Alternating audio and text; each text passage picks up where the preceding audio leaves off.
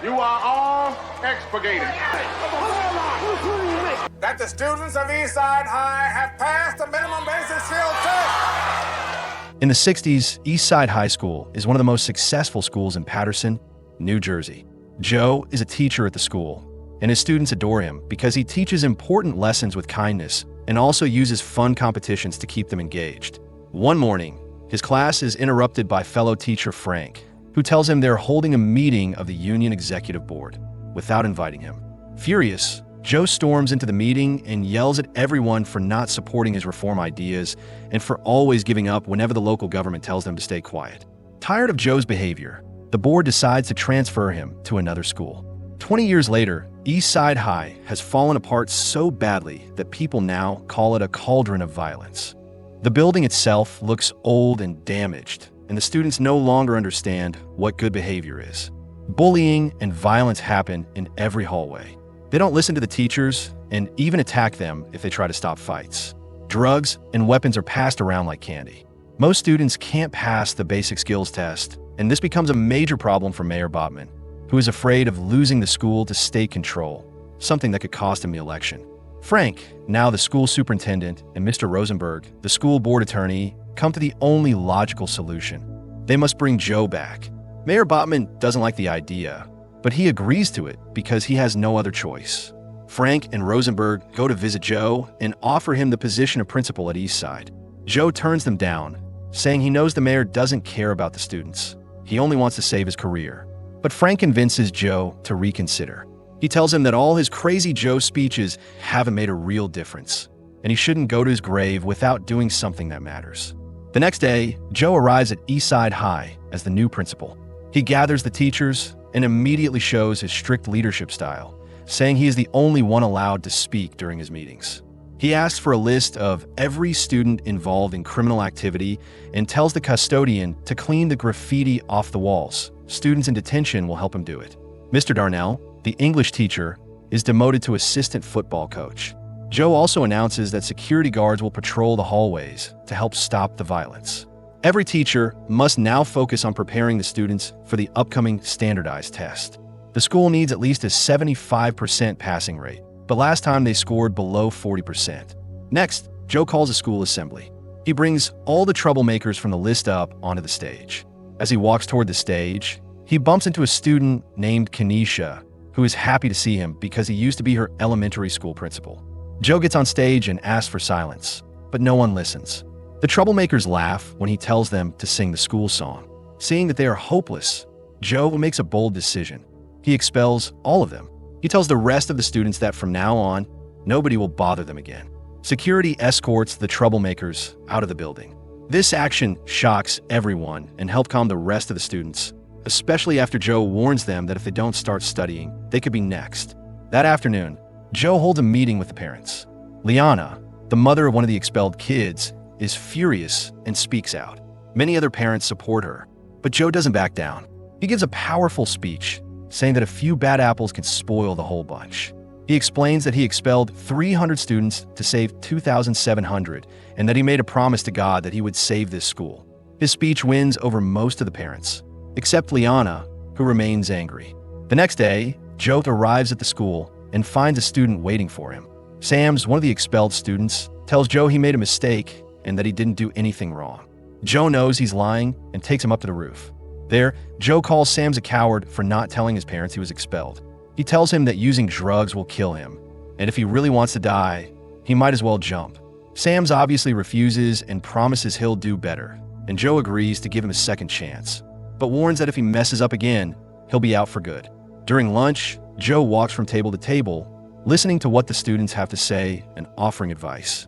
He's happy to see Ray wearing a suit, setting a great example, unlike Sam's and his friends, who are dressed sloppily. When Joe sees them bothering a girl, he makes them stand up and calls out their clothing choices in front of everyone. Then he asks them to sing the school song. Joe also reminds the entire cafeteria that no one is allowed to move during the school song. So, when Mr. Darnell bends over to pick up some trash, Joe sends him to his office. Sam's and his friends don't even know the lyrics, so Joe gives them detention and informs everyone that from now on, they all must be ready to sing the school song on command or face consequences. Afterward, Joe visits the music teacher, Elliot, to inform her about the new rule. Elliot agrees, but says she'll teach the song after they finish preparing for an upcoming choir concert in New York. The kids are practicing Mozart, and she wants their hard work to be respected. She challenges Joe, saying he doesn't like it when other adults stand up to him. Joe responds by firing her and canceling the concert, saying the students need to focus on the upcoming standardized test. From now on, the pianist, Mrs. Powers, will take over the music class. Later, during his meeting with Darnell, Joe is called out again. Darnell says he feels like he's being treated like garbage and reminds Joe that these are his students too. Joe responds by suspending him. Vice Principal Joan tries to reason with Joe, telling him Darnell is more than just a coach and that nobody understands what Joe is doing. But Joe says that's exactly how he wants it.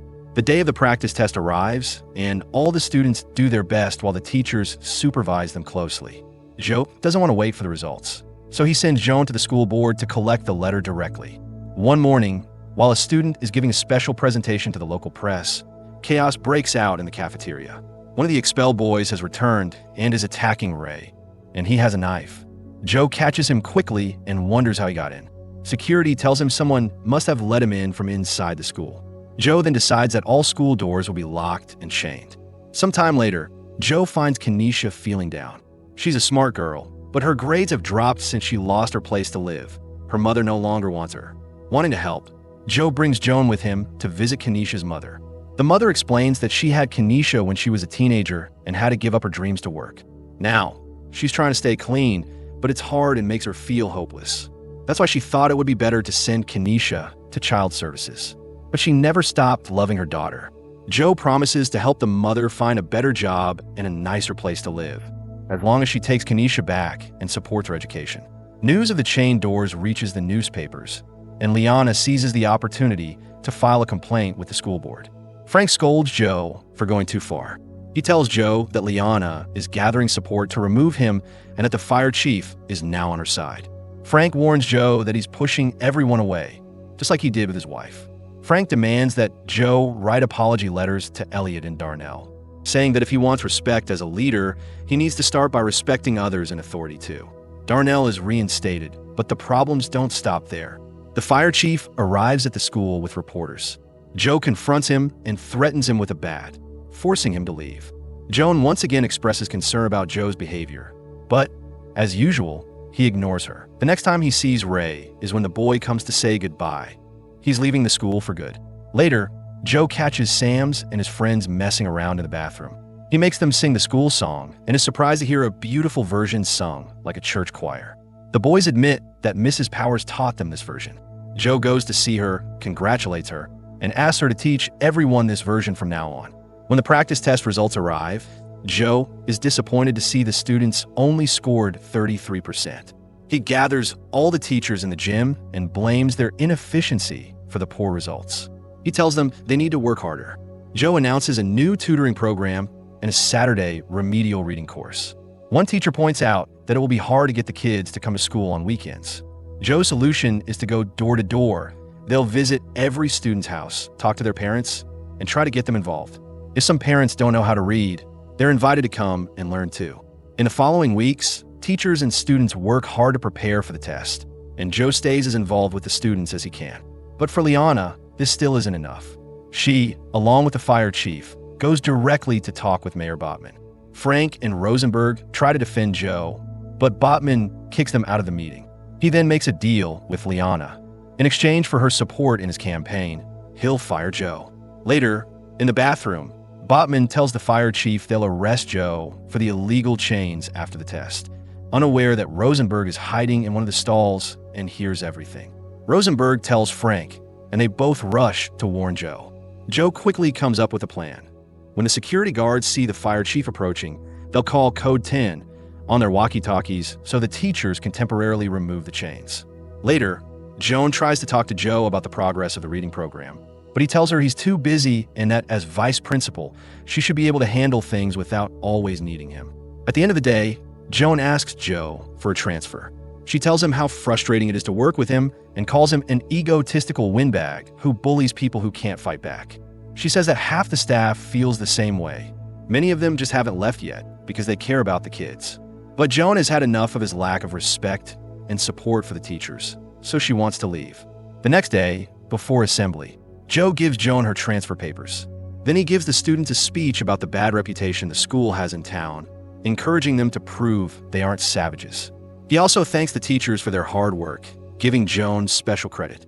Next, Mrs. Powers sings "Lean on Me," and the students sing along, excited to prove to the government that they are not inferior. Seeing the entire school come together, Joan decides to stay. On the day of the test, the students take the exam with confidence. But a school board meeting is also scheduled, and Liana is out of patience. Botman finally gives the fire chief permission to get a court order. Meanwhile, at school, Kanisha finds out she's pregnant.